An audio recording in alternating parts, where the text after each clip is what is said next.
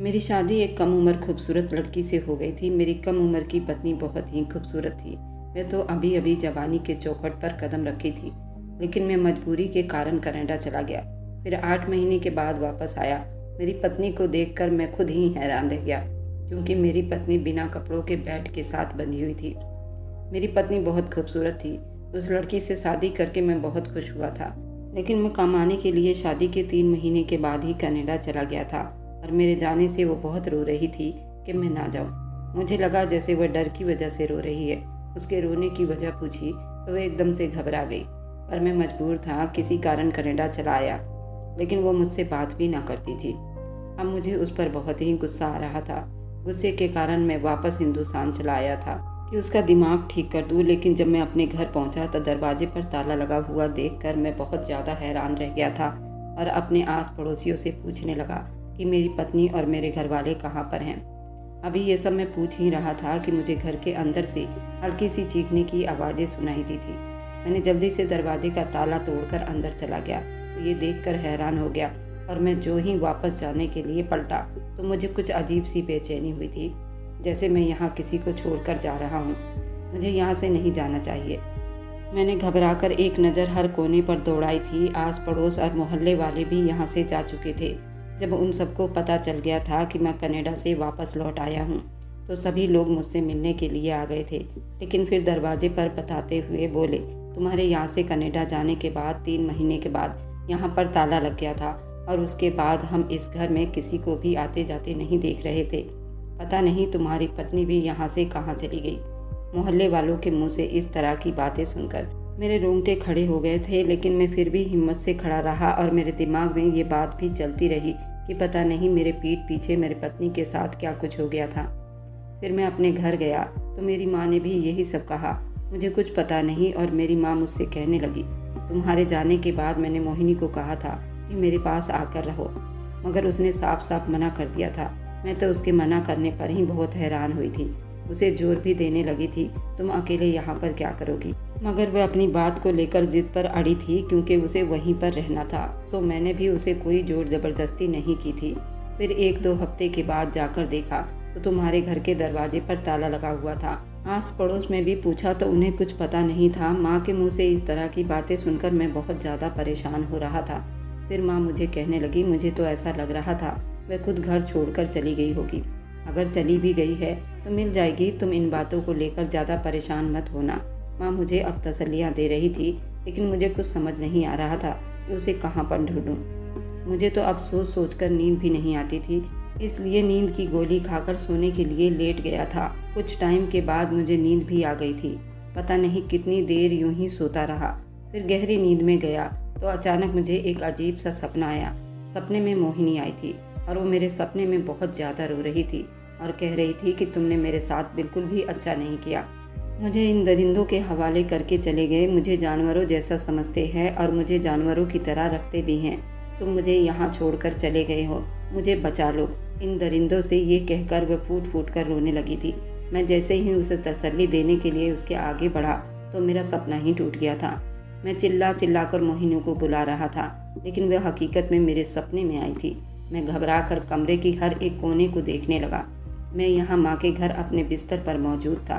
मैं जल्दी से उठा और पानी का गिलास उठाकर गटागट पीने लगा। उसके बाद मैं अपना मोबाइल उठाकर घर से बाहर आया। मुझे कुछ भी समझ नहीं आ रहा था मैं कहाँ जाऊँ और कहाँ ना जाऊँ। मुझे बहुत ही ज़्यादा बेचैनी हो रही थी। बेचैनी के साथ ही मैं वापस अपने घर चला आया। दरवाजे पर ताला अब तक वैसे के वैसे ही लगा हुआ था, बल्कि उस पर हल्का सा जंग भी दिखाई दे रहा था। मेरे पास ताले की चाबी भी थी। मैंने चाबी लगाकर ताला खोला तो सारा घर वीरान पड़ा हुआ था। मैं अंदर आया तो हर एक कोने को देख रहा था। सारे कमरे बंद पड़े थे। उन्हें खोलकर देखा तो सारा घर वैसे का वैसा पड़ा था। मैं अंदर आया तो हर एक कोने को देखकर रो रहा था। सारे कमरे भी बंद पड़े थे। उन्हें खोलकर देखा तो वैसे ही बिखरा पड़ा था। मोहिनी के कपड़े बेड पर बिखरे हुए थे। उसका मेकअप भी ड्रेसिंग टेबल पर पड़ा हुआ था। ऐसा लग रहा था जैसे वह अभी अभी मेकअप करके यहाँ से गई हो। किचन में गया तो वहाँ पर चूल्हे पर सब्जी की तरी वैसी की वैसी पड़ी हुई थी। सब्जी से अलग सी गंध बह रही थी। पानी का गिलास, चाय के जूठे बर्तन। जैसे जैसे मैं उन सब चीज़ों को देखता जा रहा था मुझे अजीब सी घबराहट महसूस हो रही थी। सारे का सारा घर ऐसा ही गंदा पड़ा हुआ था। ऐसा लग रहा था जैसे कोई भी 5 मिनट के लिए बाहर गया हो कि मैं थोड़ी देर के बाद आकर समेटती हूँ, मगर फिर वापस पलटा ही ना हूँ। मैं यहीं पर खड़े खड़े मोहिनी की मम्मी को फ़ोन करने लगा। वह भी अब रोते हुए बोली, हमने अपनी बच्ची की शादी तुमसे की। जब से वह इस घर से ब्याह कर गई है, तुमने तो उसके सारे रिश्ते नाते ही हमसे ख़त्म कर दिए हो।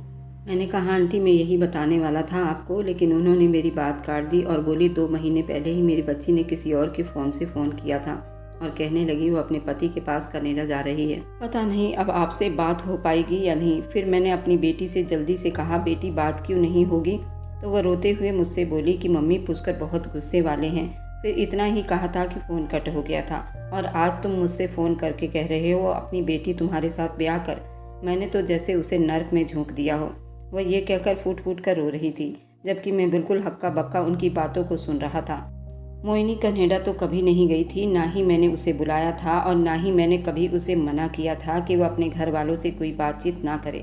मुझे तो उन सब बातों की बिल्कुल भी परवाह नहीं थी, बल्कि शुरू के दिन में मैं खुद ही उसे अक्सर पूछा करता था, आज तुमने अपने मायके में बात की है या नहीं? अगर नहीं की है तो मैं खुद ही उसे अपने सामने बिठाकर फ़ोन करवाता। अब अगर वो अपने मायके भी नहीं गई थी तो फिर कहाँ जा सकती है? मैं इस बात से बहुत ज़्यादा परेशान हो रहा था। मैंने फ़ोन काट कर फिर 1-2 जानने वाले को फ़ोन मिलाया, मगर उन्होंने भी कहा कि हमें पता नहीं है कि मेरी पत्नी कहाँ पर है, वे नहीं जानते। और वहीं चारपाई पर अपना सर पटक कर बैठकर काफ़ी देर यूं ही बैठा रहा। मुझे एक अजीब सा एहसास हो रहा था। उसके माँ बाप मेरे फ़ोन करते मेरे घर पहुँचे और यहाँ उन लोगों ने हंगामा खड़ा कर दिया। पुलिस को भी बुला लिया गया था।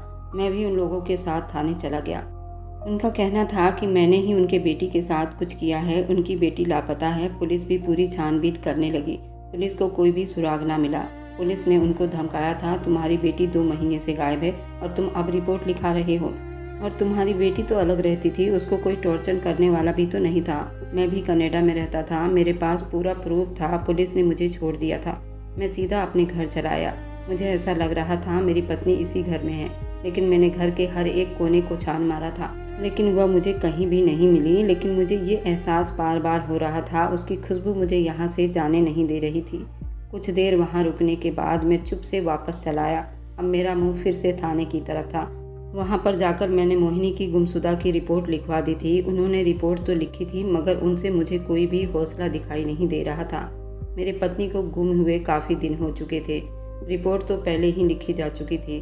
पुलिस वाले बहुत कुछ बातें कर रहे थे। किडनैप करने वाले तो कब का किडनैप कर लिया होगा, न जाने वो अब कहाँ होगी। आपको रिपोर्ट 24 घंटे के अंदर अंदर लिखवानी चाहिए थी, मगर आपने लापरवाही की है, तो अब हम आपको यकीन नहीं दिलवा सकते। लेकिन आपकी पत्नी को ढूंढने की हम पूरी कोशिश करेंगे। मैं अब यहाँ से भी मायूस होकर निकला था। जब यहाँ से मैं बाहर आया तो एक जगह पर बहुत भीड़ लगा हुआ था। लोग वहाँ पर खड़े होकर बातें कर रहे थे। शायद कोई बाबा थे जो इस शहर में नए आए थे, अपनी शक्तियों की वजह से बहुत मशहूर हो गए थे। मैं अपना सर झटकार वहाँ से जाने लगा।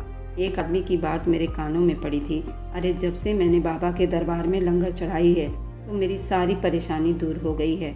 बस अब यही प्रार्थना करता हूँ, बड़ी समस्याएं भी हल हो जाएंगी।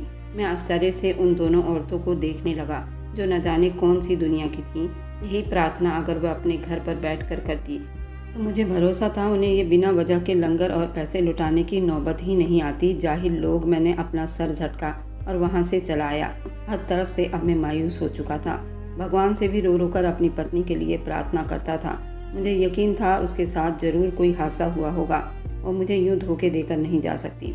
मेरी शादी माँ ने अपनी पसंद से करवाई थी, मुझे उस पर कोई एतराज़ नहीं था। शादी के बाद ही मेरी कनाडा में नौकरी लग गई थी। जब माँ को ये बात पता चली तो वो बहुत ज़्यादा खुश हो गई, मगर मोहिनी रोने लगी। मैंने उसे चुप करवाया तो वह नरमी से बोली, मैं नहीं चाहती आप मुझे छोड़ कर जाएँ। आपके बिना मैं अकेली रह जाऊंगी, क्या करूंगी। मैंने उसे काफ़ी दिलासे दिए। फिर मेरे जाने का टाइम भी करीब आया तो मैं अपनी पैकिंग में पूरी तरह से उलझ गया। उन दिनों में ध्यान ही नहीं दे पाया। मोहिनी काफ़ी रोने लगी थी। वह एक दिन रोते हुए बोली, पुष्कर क्या आप मेरा हाल खबर लेते रहेंगे? क्यों, क्या हुआ? मैंने हैरानी से पूछा। वो अपने दिल पर हाथ रखकर बोली, मुझे कुछ ठीक नहीं लग रहा है। ऐसा लग रहा है आप चले जाएंगे तो कुछ बहुत बुरा हो जाएगा। मतलब मैं उसकी बात समझ नहीं पाया था। वह काफ़ी डरती हुई कहने लगी, मुझे बचपन से ही सच्चे सपने आते हैं। ये बात उसने 1-2 बार मुझसे पहले भी बताई थी। मैंने ज़्यादा ध्यान ना दिया था, मगर अब वह जब ये बात कर रही थी तो मैंने हैरानी से पूछा, कुछ देखा तुमने सपने में? वह उलझकर बोली, यही समस्या है, सपने में जो इशारा होता है उसे मैं समझ नहीं पाती हूँ, और वह जब सच्चा हो जाता है तभी इशारे की मुझे समझ आती है। बस अब मैंने ऐसा सपना देखा है जैसे आपको मैं एयरपोर्ट पर चढ़ाकर मैं किसी कुएं में गिर गई हूँ और आप भी मुझे नहीं बचा सकते। फिर मंजर बदलकर एक और सपना आया जिसे मैं बेहोश हूँ और बहुत से लोग मेरे आसपास जमा हैं और मैं सबकी बात सुन रही हूँ। हर कोई मुझसे बात करना चाहता है। वह सोचते हुए ये सब कह रही थी। मैं जो अपना बैग बंद कर रहा था अचानक से उसके पास आया और कहा, कैसा सपना, इसका क्या मतलब हो सकता है? वरना मैं सिर हिलाकर बोली, मुझे सच में नहीं पता ये सब क्या हो रहा है और क्यों दिखाई दे रहा है। मुझे किसी बात का पता नहीं, बस एक एहसास दिल में मजबूती से जकड़ा हुआ है, आप जाएंगे तो मैं बर्बाद हो जाऊंगी, मत जाइए मुझे छोड़कर। ये कहकर वो मेरे गले से लगकर फूट फूट कर रोने लगी। मैंने उस वक्त तो मोहिनी की बातों पर बिल्कुल भी ध्यान न दिया था, क्योंकि तब मुझे सिर्फ बाहर जाने का शौक सता रहा था। मेरे पापा भी कनाडा में ही काम करते थे, उनकी मृत्यु हो गई थी तो उन्हीं की जगह पर मैंने अप्लाई किया हुआ था। बाहर जाना मेरे बचपन का सपना था। अब जब मोहिनी ये सब कुछ कह रही थी तो उसे तसल्ली देने के अलावा मेरे पास दूसरा कोई चारा भी नहीं बचा था, क्योंकि उसके लिए मैं अपना सपना नहीं छोड़ सकता था। बड़ी मुश्किल से तो मौका मिल रहा था बाहर जाने का, ऐसे कैसे छोड़ता। तुम परेशान मत हो, वैसे ही तुम्हारा वहम होगा। मेरी बात पर वो मना करती हुई बोली, अगर कुछ हो गया तो फिर मैंने नरमी से पूछा, क्या शादी के बाद तुम्हें कोई हकीकत का सपना आया? 3 महीने हो गए हैं ना हमारी शादी हुए, इस बीच क्या तुम्हें कुछ ऐसा वैसा दिखाई दिया या सच हुआ है? उस पर नामे सिर हिलाकर बोली, नहीं, कुछ भी नहीं दिखाई दिया, बल्कि सपने आने ही बंद हो गए हैं। इस बात पर मैंने गहरी सांस लेते हुए कहा, फिर क्यों परेशान हो रही हो मोनी? हो सकता है तुम परेशान हो तभी ये तुम्हारी दिमागी सोच हो, गलत मत सोचो, ऐसा वैसा कुछ भी न होगा। अब मुझे ये बताओ, कल मैंने जाना है तो पति को ऐसे परेशान करके भेजोगी? तुम मजबूत बनो, जब तक मैं नहीं आता तुम्हें मेरे लिए अपने आप को संभाल कर रखना होगा। शादी के 3 महीने बाद ही माँ ने सबको अलग अलग घर दे दिया था। मेरा बड़ा भाई भी अपना अलग घर बनाकर वहीं पर रहता था और मेरा भी यही सोच था, इसलिए भविष्य में कोई लड़ाई झगड़ा ना हो, बस सुलह से हम सब अलग हो जाएं। कोई खुशी या कोई गम का मौका हो तो हम इकट्ठे मिल बैठे। मेरे समझाने पर वह चुप हो गई। अगले दिन सब घर वाले मिलकर मुझे एयरपोर्ट पर छोड़ने गए। मैं पूरा रास्ता मोहिनी को देखते आया था। वह अभी भी बेचैन थी। रात को जब मैंने उसे तसल्ली दिया था उसके चेहरे पर वैसा कुछ भी नहीं था। वह बार बार मुझे देखती, कुछ कहना चाहती थी, फिर चुप हो जाती, लेकिन मैं बड़ी खूबसूरती से उसकी सारी बेचैनी को दूर छोड़ दिया था, क्योंकि उस वक्त मैं सिर्फ बाहर जाने के सपने देख रहा था, जहाँ जाने के बाद हमारी ज़िंदगी एकदम से बदल जाएगी। काश उस वक्त मैं रुक जाता, अपनी पत्नी के सपने को समझने की कोशिश करता, तो आज मेरे घर में मेरी पत्नी मौजूद होती। हे भगवान, क्या करूं, मैं कहाँ जाऊं? करीब 1 हफ्ता हो चुका था और पूरा हफ्ता मैंने बहुत परेशानी में बिताया था। करीब 1 महीना मेरी मोहिनी से बात हो सकी थी। उसके बाद उसका मोबाइल नंबर दोनों ही बंद जा रहा था। व्हाट्सएप पर भी वो मुझसे बात ख़त्म होने के बाद कभी ऑनलाइन नहीं आई थी। अभी मेरे वापस जाने में कुछ वक्त था, लेकिन जब मैं मोहिनी की तरफ से इतनी गंभीर चुप्पी देखी तो मैं खुद को और ज़्यादा रोक नहीं पाया। जो पहली टिकट मिली मैं वापस आ गया। वापस आकर वही हुआ जिसका मोहिनी को डर था। अब उसके सपने के आधार पर मैं उसे कहाँ ढूंढता, कहाँ से वो कुआं लाता और कहाँ से लोगों के उस भीड़ को तलाश करता। जब हफ्तों तक भी वो मुझे ना मिली तो माँ ने मुझे तसल्ली देने की कोशिश की और कहा, कहीं चली गई होगी कहीं पर, तुम क्यों बिन वजह परेशान हो रहे हो? ये आजकल की लड़कियाँ ऐसे ही करती हैं। जब पति बाहर जाता है तो लड़कों से दोस्तियाँ कर लेती हैं और उसके साथ भाग जाती हैं। माँ, मैं नहीं मानता मोहिनी ऐसी थी। माँ, आपसे मोहिनी ने कुछ कहा था या अपनी कोई परेशानी बताई थी? क्या मतलब? जैसे कोई इशारा हो, उसके बिना पर हम उस तक पहुंच सकते हैं। इस बात पर माँ बिल्कुल गंभीरता से बोली, अरे बेटे, तुम अपनी बातें अपनी माँ से नहीं करते, वह तो फिर भी मेरी बहू है, वह क्यों अपनी पर्सनल बातें मुझे बताने लगी? तुम भी अजीब बातें करते हो। मैं चुप कर गया। ठीक 2 दिन के बाद मुझे फिर से वही सपना आया, मगर इस बार सपने में कुछ बिल्कुल अलग था। एक बंद कमरा था जहाँ मोहिनी बंधी हुई थी और उसकी आंखें बंद थी, जैसे वह रो रही हो। जैसे ही मैंने मोहिनी को उस कमरे में देखा था तो वो मुझे देखकर ऊंची ऊंची आवाज़ में रोने लगी और बोली, मेरे मुजरिम तुमसे जुड़े रिश्ते में हैं। मैंने मना किया था मगर तुम नहीं रुके। तुमने मुड़कर मेरी खबर तक नहीं ली और मैं यहाँ हर रोज़ मरती हूँ। मुझे यहाँ से बाहर निकालो पुष्कर, तुम्हें भगवान की कसम है, मुझे इस नर्क से बाहर निकालो। वह देखो, वह सभी लोग मेरी तरफ आ रहे हैं। पुष्कर, मुझे उनके सवाल से बचा लो। वो मुझे बहुत ही मारते पीटते हैं। वो परेशानी में बोलती जा रही थी। वह देखो, उनसे हाथ से एक तरफ इशारा किया तो मैंने गर्दन मोड़कर देखा।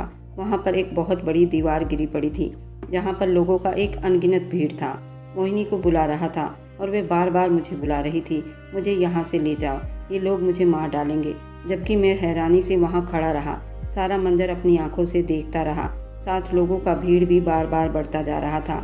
आखिरकार उन सब लोगों ने मिलकर दीवार में लगी बड़ी सी खिड़की एक झटके से तोड़ दी और इंसानों का एक बड़ा सैलाब मेरी मोहिनी के तरफ भागा तो वह चीखें मारने लगी, रोने लगी। इससे पहले उसे बचाने के लिए मैं वहाँ जाता, वह लोग कहीं गुम हो चुके थे। बस उस सपने के बाद मेरी आंख खुल गई थी। मैंने आसपास देखा तो आज भी मैं कमरे में ही था। ये मुझे कैसे सपने आ रहे थे? क्या मुझे कोई इशारा मिल रहा था जिसे मोहिनी को ढूंढ सकूं, या फिर ये सपना मेरे दिमाग के ऊपर थी? माँ आंगन में बैठी पूजा पाठ कर रही थी। मैं आकर उनके गोद में लेट गया और रोने लगा। वह मुझे जैसे जैसे दिलासे दे रही थी वैसे ही मैं और ज़्यादा रो रहा था। माँ, मैं ही हूँ मोहिनी का मुजरिम, उसके घर के गायब हो जाने का कारण। वह मुझे मना करती रही, मत जाइए मुझे छोड़कर, आप जाएंगे तो मेरे साथ कुछ बुरा हो जाएगा, बहुत बुरा। मगर मैंने उसकी बात नहीं सुनी, क्योंकि उस वक्त मेरे सर पर सिर्फ बाहर जाने का भूत सवार था और मैं किसी भी हाल में ये सुनहरा मौका अपने हाथ से नहीं खोना चाहता था। लेकिन अब क्या करूं? मैं वहां जाकर अपनी पत्नी को ही खो चुका हूं। माँ मुझे संभालने की बहुत कोशिश करती, वह अक्सर मेरा ध्यान मोहिनी की तरफ से हटाने में लगी रहती, ताकि मैं बिन वजह सोच सोच कर पागल ना हो जाऊं। एक दिन मैं अपने घर में यूं ही बैठा था जब माँ की एक सहेली हमारे घर में आई। अरे बेटा पुष्कर, तुम कब वापस आए? भला मैं यहाँ ना आती तो तुम मुझे मिलते ही ना। मैं चुप रहा। अब जब से मोहिनी गुम हुई थी तब से मैं लोगों की बातों का भी बहुत कम ही जवाब देता था। अगर ज़रूरी होता तो ही देता, वरना यूं ही चुप बैठा रहता जब तक माँ भी वहाँ आ चुकी थी। वह नरमी से बोली, अरे बालिका दरबार में लेकर जाती ना अपने बेटे को। मेरी पड़ोसन गई थी, उसका तो सब कुछ मामला सेट हो गया है। कल मैं भी गई थी, मेरे बेटे की नौकरी लग गई। वहाँ भीड़ काफ़ी होती है, सुबह से शाम हो जाती है, लेकिन बालिका देवी से मिलना बहुत ज़रूरी होता है। वही सब बताती हैं हमारे साथ कब क्या होगा। उस औरत ने मुझे देखा और अफसोस से अपना सर ना में हिलाने लगी। तुम्हारी माँ तो उन बालिका देवी को बहुत मानती भी है, फिर तुम वहाँ क्यों नहीं गए? बालिका देवी के शक्तियों ने न जाने कितने लोगों का भला किया हुआ है। उनके पास जाओ, जो भी अपनी समस्या लेकर जाता है बालिका देवी सब कुछ जल्दी से देखकर बता देती हैं। मुझे उनके बातों पर यकीन नहीं था। मैंने बगैर किसी लगी लपेटी कहा, क्यों मुझे अच्छा नहीं लगता। वह औरत जो मेरे निजी समस्याओं में बोलने की कोशिश कर रही थी, मेरे जवाब पर वह खिसियानी सी हंसी हंसने लगी। बोली, अच्छा मत जाओ, चलो मुझे ही बता दो कि तुम्हारी परेशानी क्या है। तुम्हारे लिए मैं भगवान से प्रार्थना करूंगी। आखिर प्रार्थना तो कर ही सकते हैं ना। तुम्हारी माँ ने भी मेरे लिए बहुत प्रार्थना की थी और आज देखो, मेरी बहू का बच्चा सेहतमंद है। डॉक्टर ने जवाब दिया था कि बच्चा नहीं हो सकता। बहुत कर्ज है तुम्हारी माँ का मुझ पर। बताओ क्या बात है? वे औरत अजीब चिपकू थी, बिन वजह ही जानकारी लेने के लिए पागल हुए जा रही थी। एक तो मेरी पत्नी न जाने कहाँ गायब हो गई थी। मेरा दिमाग बेहद खराब हो रहा था। अच्छा होगा आप अपनी एडवाइस अपने पास ही रखो। मम्मी से मिलने आई तो सिर्फ उनसे मिलो और बाकी समस्याओं को छोड़ दो। ये कहकर वह वहाँ से जाने लगा। जब औरत पीछे से बोली, अरे बेटा, मुझे लगता है तुम इन सब चीज़ों को नहीं मानते, तभी इतना गुस्सा कर रहे हो। लेकिन मैं फिर भी कहूँगी, अगर तुम्हें कोई प्रॉब्लम है तो ज़रूर बालिका देवी जाना। अरे वह तो ख़ास तौर पर गुमशुदा लोगों का सुराग निकाल देती हैं। मुझे उस औरत की बातों से बेहद उलझन हो रही थी। मेरा दिमाग बुरी तरह से दुख रहा था। मैंने गाड़ी की चाबी ली, अपने घर आ गया। पहले आंगन में कुछ देर बैठा रहा, फिर घर की सफाई करने लगा। 2-3 घंटा मैंने ऊपर से लेकर सारा घर साफ कर दिया, मगर दिल बड़ा बोझल था। फिर मैं पीछे की तरफ स्टोर रूम में चला गया। मेरे मकान में गली भी पड़ती थी। मेन गेट चौड़े गली की तरफ था। स्टोर रूम छत पर जाने वाली सीढ़ी पीछे गली में था और वहाँ पर ही मैं स्टोर रूम बनाया हुआ था, जिसमें फालतू सामान थे और कुछ पेड़ पौधों का खाद वगैरह पड़ा था। पेड़ पौधे भी मेरे सूख रहे थे। मैंने स्टोर रूम को फावड़ा लेने के लिए खोला तो मेरे पैरों तले से ज़मीन निकल गई थी। यही एक कमरा था जिसको मैंने नहीं खोला था। यही मेरी बहुत बड़ी भूल हो गई थी। मेरा दिल चाहा अपना सर दीवार से दे मारूं। आखिर इतनी बड़ी गलती मैं कैसे कर सकता हूँ? मुझे पूरा घर खोलकर अच्छी तरह देखना चाहिए था, क्योंकि इस वक्त स्टोर रूम को देखकर साफ अंदाज़ा लगाया जा सकता था यहाँ पर ही मेरी पत्नी को रखा गया था। दीवार के साथ जंजीर बांधी गई थी। यहाँ जंजीर पड़ी हुई थी जो शायद 4 जंजीरें थीं हाथ पैरों के लिए, बस। उसके अलावा स्टोर रूम से बहुत तेज़ बदबू उठ रही थी। वहीं पर खाने का बर्तन, पानी का बर्तन बड़े ही उल्टे सीधे तरीके से पड़े हुए थे। एक कुर्सी रखी गई थी, शायद उसी पर मोहिनी को बांधा गया था। पिछले गली में यानी जो कोई भी था, उसने मेरी पत्नी को मेरे ही घर में रखा हुआ था और बड़ी चालाकी से सबको धोखे भी दे रहा था। फिलहाल स्टोर रूम तो काफ़ी दिनों से बंद था ताकि उस पर किसी का ध्यान ही ना जाए, वो बड़े तसल्ली से मोहिनी को वहाँ रख सके। इन सब के बावजूद मुझे ये बात नहीं समझ आ रही थी, अगर उसने मोहिनी को घर में ही रखना था तो फिर क्यों बांधा हुआ था और किस लिए ये सब कर रहा था। मैंने उसी वक्त पुलिस को फ़ोन किया, उन्हें पूरी सिचुएशन बताकर उनका इंतज़ार करने लगा। कुछ ही देर में पुलिस आ गई थी। उन्होंने इस जगह को बारीकी से जांच की, उसको टेस्ट के लिए भेजा गया। एक दिन में उनकी रिपोर्ट भी आ गई थी। इसके हिसाब से सच में वहाँ मोहिनी ही मौजूद थी, जिसे कुछ दिन पहले ही वहाँ से शिफ्ट किया गया था। मेरे आने के एक दिन के बाद मोहिनी को यहाँ से दूसरी जगह शिफ्ट कर दिया गया था। पुलिस ने मुझसे पूछा, क्या आपको किसी पर शक है? तो मैंने ना में सिर हिलाया, क्योंकि सच में मुझे अभी किसी पर कोई शक नहीं था। सर, अच्छी तरह सोचकर बताइए, क्या पता कोई ऐसा है जिससे आपकी पत्नी डरती हो और उन्होंने आपको थोड़ा बहुत कोई इशारा दिया हो, या कोई भी ऐसी सिचुएशन जिसने आपका ध्यान खींचा हो। अगर ऐसा कुछ भी है तो प्लीज़ हमें बता दीजिए, ये केस को हल करने में हमारी मदद हो जाएगी। बहुत सोचने के बावजूद मुझे कोई ऐसा क्लू या आदमी याद नहीं आया जिसके साथ मोहिनी की कोई लड़ाई झगड़ा चल रही हो। कभी उसने बताया हो तो बीते हुए कल में कुछ ऐसी दुश्मनी हो। मैंने गली के तरफ एक कैमरा लगाया हुआ था, इससे गली का गेट दिखाई देता था। उनकी मदद से मुजरिम की पहचान करनी चाहिए, लेकिन मुजरिम कभी भी उस गेट से घर में दाखिल नहीं हुआ था। गली में और किसी का कैमरा भी नहीं था जिसकी वजह से मुजरिम की पहचान की जा सके। इस सब के बाद उन्होंने मेरी माँ को हिरासत में लेने की बात की थी, तो मैंने गुस्से से मना कर दिया। खबरदार अगर किसी ने मेरी माँ को तंग करने की कोशिश की, क्योंकि उनके अलावा और कोई भी ऐसा इशारा नहीं मिल रहा था जिससे शक किसी और पर जाता। जब पुलिस वालों ने कह दिया था कि कम से कम एक बार तो हम आपकी माँ से पूछताछ करेंगे, मैंने चुप से मोहिनी का केस वापस ले लिया, जिस पर पुलिस वाले बहुत ज़्यादा गुस्से में हुए थे। जब माँ को इस बात का पता चला तो वो बहुत ज़्यादा गुस्सा हुई। बोली, बेटा तुमने ठीक नहीं किया, वे लोग तो अपना काम ही कर रहे थे। ये बात मोहिनी की माँ ने भी कहा था, लेकिन मैंने पुलिस वालों से कह दिया अगर मेरी माँ से पूछताछ की जाएगी तो फिर मेरी सास को भी इस पूछताछ में शामिल की जाए, क्योंकि मैं मोहिनी को लेकर अलग रहता था। मेरी माँ ने ही शादी करवाई थी। मेरी माँ मोहिनी को बहुत पसंद करती थी और जितना मोहिनी को चाहती थी शायद उसकी माँ भी उसे नहीं चाहती थी। अगर पूछताछ की जाए तो दोनों की ही होगी। मोहिनी की माँ चुप हो गई थी। मैंने अपना केस वापस ले लिया था। हो सकता है कुछ दिन के बाद मुजरिम का कोई ना कोई सुराग लग ही जाए। माँ मुझे डांट रही थी, लेकिन मैं अपनी माँ पर कोई इल्ज़ाम नहीं आने दे सकता था। माँ हमारे साथ भगवान है और हमें भगवान पर ही भरोसा रखना चाहिए। अगर भगवान ने हमारी कोई मदद करनी होगी तो हमें कुछ भी नहीं करना होगा। देखिएगा, वह खुद हमारे सामने आ जाएगा, और अगर ऐसा होना हुआ तो हम लाख कोशिश करने के बावजूद यहाँ तक नहीं पहुँच पाएंगे, मगर मैं आपको तकलीफ़ नहीं दे सकता। ये बात सुनकर माँ रोने लगी और मुझे आशीर्वाद देने लगी। मैं कमरे में आ गया और नहाकर मैं पूजा करने लगा और भगवान से प्रार्थना कर रहा था कि मेरी पत्नी को अपनी छत्र छाया में रखना। मैंने उसे अकेला छोड़कर बहुत बड़ी गलती की। अब मैं अपनी गलती पर पछता रहा हूँ। करीब 15 मिनट में यूं ही प्रार्थना करता रहा। उसके बाद जाकर मेरे अंदर एक सुकून सा फैलने लगा। मैं प्रार्थना करके उठा। मुझे अपनी कंपनी की तरफ से मैसेज आया हुआ था। उन्हें कोई अर्जेंट काम था तो उन्हें मेरी छुट्टी कैंसिल कर दी थी और मुझे जल्द से जल्द वापस बुलाया गया था, मगर मैंने उसी पल बिन सोचे समझे उन्हें जवाब में अपनी ड्यूटी ही कैंसिल करवा ली थी। तभी माँ कोई चीज़ लेने कमरे में आई तो मैंने उन्हें अपनी नौकरी छोड़ने के बारे में बता दिया, जिस पर वह ज़्यादा गुस्सा होते हुए बोली, तुमने इतनी जल्दी फैसला क्यों ले लिया? मैंने माँ से कहा, माँ एक बार मैं अपनी पत्नी को अकेला छोड़कर चला गया था, दोबारा मैं यूँ नहीं करूँगा। यहीं छोटी मोटी जो भी नौकरी मिलेगी मैं कर लूँगा। मोहिनी को ढूंढ कर रहूँगा, चाहे मुझे उसे कहीं से भी ढूंढ कर लाना हो।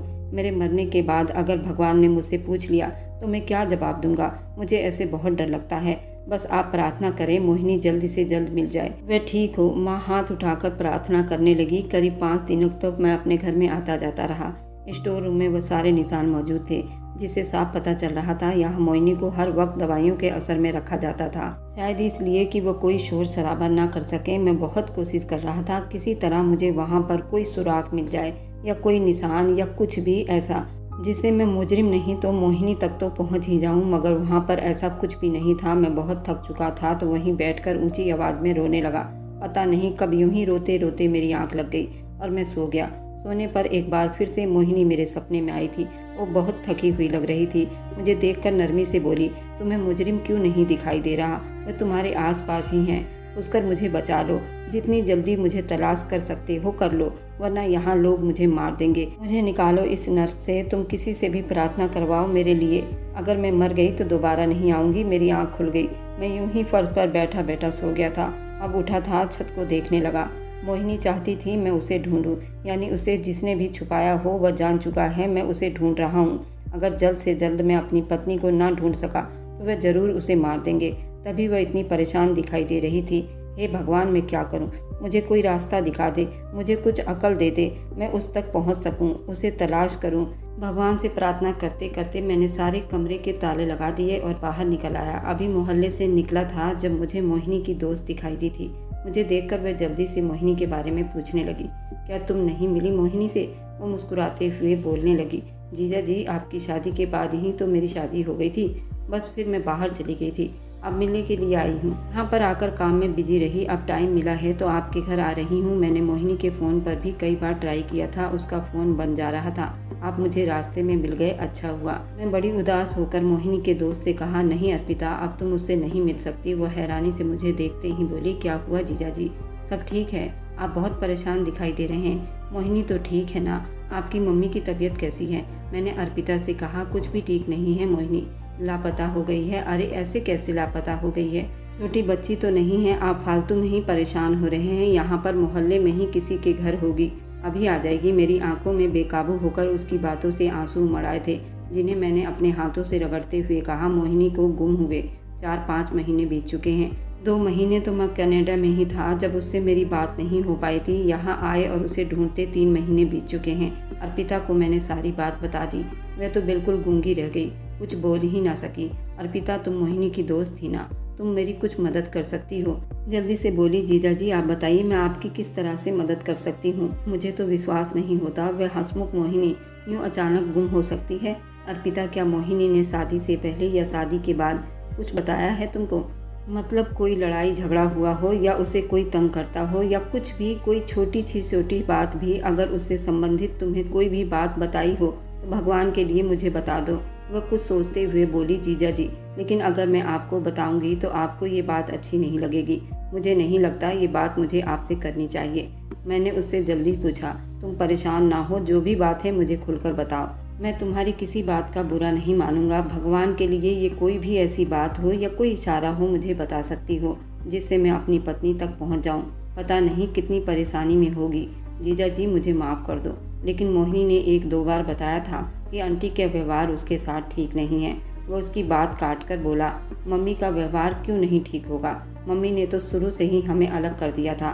मोहिनी तो अलग घर में रहती थी, तो फिर मम्मी उसे क्यों तंग करेगी? वह नरमी से बोली, तभी मैं आपको नहीं बताना चाह रही थी, क्योंकि आपकी माँ है और अपनी माँ के बारे में कोई भी इंसान गलत बात नहीं कर सकता, फिर चाहे आप हो या मैं। बाकी आपने ऐसी वैसी बात पूछी तो मुझे सिर्फ यही बात याद आई है, इसलिए मैंने आपको बता दिया।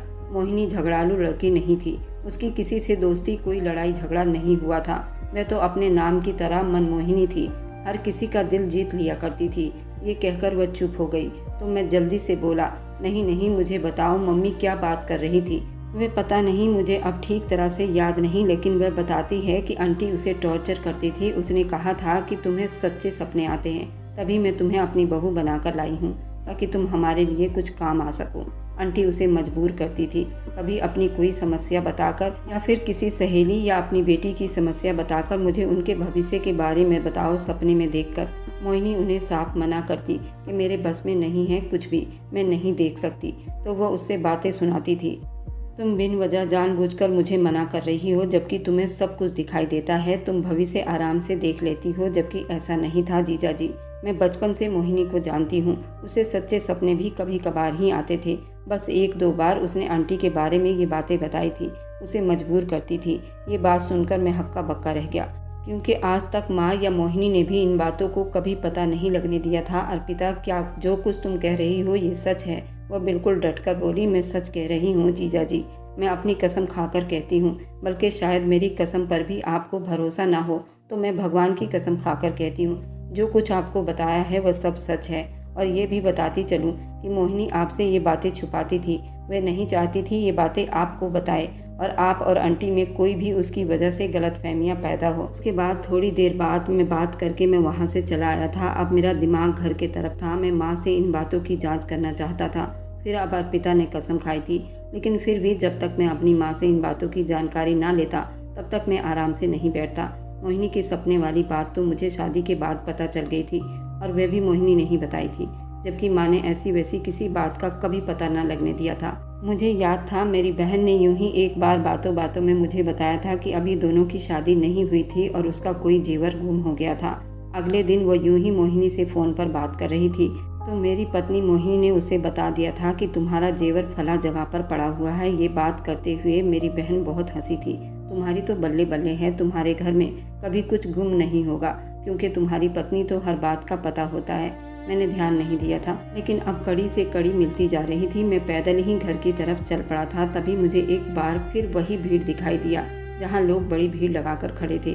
उसी वक्त मुझे मोहिनी का सपना याद आया जिसमें वो कह रही थी किसी से प्रार्थना करवा लो। मुझे उन सब पर विश्वास तो नहीं था, लेकिन मोहिनी पर था। वह चाह रही थी मैं उसे ढूंढूं। मैं बगैर सोचे समझे उस लाइन में लग गया। मुझे विश्वास तो नहीं था यहाँ से मुझे कुछ मिलेगा, लेकिन अब मैं थक चुका था और खुद ब खुद मेरे पैर वहाँ रुक गए थे। काफ़ी देर के बाद मेरा नंबर आया तो वहाँ कमरे में बाहर बैठे आदमी ने मुझसे 1000 रुपये लिए। मैंने चुप से पैसे निकाल कर दे दिए। जब अंदर गया तो वहाँ अजीब से ड्रामे चल रहे थे। एक आदमी कुर्सी पर बैठा था, देखने में कोई ढोंगी सा लग रहा था। उसके पास नीचे ज़मीन पर छोटा सा कपड़ा पड़ा था जिस पर एक लड़की आंखें बंद किए दीवार के साथ पीठ लगाकर बैठी थी। उस लड़की की कंडीशन बहुत बुरी लग रही थी। बालों की लटें उसके मुंह के ऊपर बिखरी हुई थी। कपड़े भी बहुत मैले कुचेले हो रहे थे। हाँ भाई, तुम्हारी क्या समस्या है? बाबा ने ऊंची आवाज़ में मुझसे पूछा तो पहले मेरा दिल किया मैं चुप से निकल जाऊं, लेकिन फिर मैंने बताया कि मेरी पत्नी लापता है, उसकी खोज लगवानी है। मैं तुमसे प्रार्थना करवाना चाहता हूँ, बस मुझे मेरी पत्नी चाहिए। उस आदमी ने औरत की तरफ इशारा किया और कहा, बालिका देवी, कोई नया आदमी आया है, उन्हें उनकी पत्नी का पता बता दो। सपने में देखकर कि उनकी पत्नी कहाँ पर है। मैंने मुंह बिगाड़कर उस बालिका देवी को देखा जो आंखें बंद किए बैठी हुई थी। दूर से ही नशीली दवाइयों की बदबू आ रही थी जिसे अंदाजा करना बड़ा मुश्किल था कि इस वक्त वह नशे की हालत में थी। मैं वापस आने के लिए उठने लगा, तभी रुक गया। मुझे लगा कदम उठाना और अपना सांस लेना मुश्किल हो गया। दोबारा से उस औरत के करीब गया और उसे गौर से देखा तो वह कोई और नहीं बल्कि मेरी पत्नी मोहिनी थी। उसकी हालत बहुत ज़्यादा बुरी थी और इतनी मैली कुचैली हो रही थी कि पहचानना बड़ा मुश्किल था। मैंने उसे जोर जोर से हिलाकर देखा। सब लोग मेरी तरफ ध्यान देने लगे। उसके चेले ने मुझे पीछे से धकेलना चाहा तो मैं उसे बुरी तरह से पीटने लगा। वहाँ पर अच्छा खासा तमाशा लग चुका था। इसी अफरा तफरी में और भीड़ में किसी ने पुलिस को कॉल कर दिया था। पुलिस भी आ गई थी। उन्हें मैंने बताया कि यही मेरी पत्नी है। वही पुलिस थे जो मोहिनी की केस को फॉलो कर रहे थे। पुलिस वाले भी ये देखकर हैरान हुए थे। सभी लोगों को पुलिस ने अपने हिरासत में ले लिया था जो इस काम में मिले हुए थे। मोहिनी को अस्पताल ले जाया गया था। उसकी कंडीशन बिल्कुल ही ठीक नहीं थी, नशे की हालत में थी और पिछले 5 महीने से बराबर वो नशे में थी, जिसकी वजह से वो किसी को पहचान नहीं पा रही थी। पुलिस ने सभी से पूछताछ की थी और उसमें मेरी माँ भी शामिल थी। पुलिस ने उनको भी हिरासत में ले लिया था। मोहिनी के माता पिता से भी पूछताछ की गई थी। उसके सपने वाली बात बिल्कुल सच्ची थी। वह बचपन से ही सच्चे सपने देखा करती थी, पर उसके माँ बाप ने उसे कभी इस्तेमाल न किया और मेरी माँ ने उसे इस्तेमाल करने के लिए मेरी शादी उससे करवाई थी और मुझे विदेश जाने से भी नहीं रोका। मेरी पत्नी के सच्चे सपनों से न जाने उसने कितने रुपए कमा लिए थे और अपनी बेटी को दे रही थी और अपने बड़े बेटे का भी खूब घर भर रही थी और माँ अपने भाई रिश्तेदारों को भी खूब अमीर कर चुकी थी। यहाँ तो किसी का भी कुछ नहीं बिगड़ा था। अब मेरी दुनिया हिलकर रह गई थी। मोहिनी मेरे नाम से जुड़ गई थी और मेरी वजह से उसको ये सज़ा मिली थी, क्योंकि ना ही मैं उससे शादी करता और ना ही वो मेरी पत्नी बनती, ना ही मेरी माँ उसे इस्तेमाल करती। और मैं भी तो माँ के साथ उतना ही मुजरिम हुआ।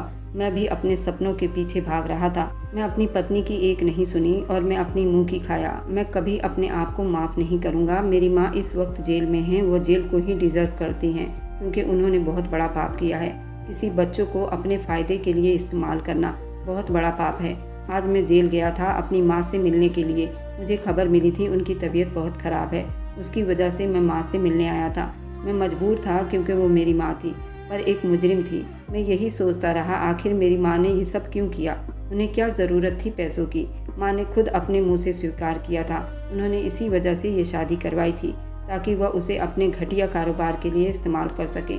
मेरे जाते ही माँ ने मोहिनी को नशे की दवाइयाँ देनी शुरू कर दी थी और फिर उसको घर के अंदर ही जंजीरों में बांध कर रखा गया था। तरह तरह के लोगों की समस्याएं हल करवा रही थी।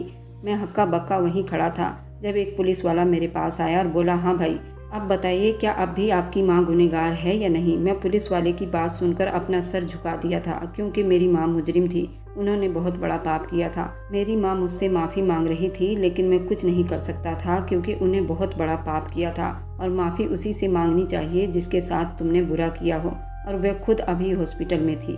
मैं सीधा अपनी पत्नी के पास आ गया। उसे अब थोड़ा थोड़ा होश आ रहा था। वह अब मुझे पहचानने लगी थी। मैं भी अपनी माँ के साथ उतना ही उसका गुनहगार था। मैं तो सिर्फ उससे माफ़ी मांगकर अपने पापों का पश्चाताप करना चाहता था। आप लोग बताइए, क्या मुझे माफ़ी मिल सकती है? मेरी ये कहानी सुनाने का मकसद यही है भाइयों, अगर आपकी पत्नी है और आपकी माँ है या फिर आपकी बहन है, सबकी जिम्मेदारी आपके सर है और सबका एक अलग दायरा है और ये तीनों आपकी ज़िंदगी में एक अलग मुकाम रखते हैं और इन तीनों में फ़र्क करना आपको खुद से आना चाहिए। इनमें से मुजरिम कोई भी हो सकता है, चाहे आपकी बहन हो, चाहे आपकी माँ हो, चाहे आपकी पत्नी हो। तो आपको सोच समझकर हर किसी की जिम्मेदारी निभानी चाहिए। अगर मेरी बात से आप लोग सहमत हो तो मुझे कमेंट में ज़रूर बताना।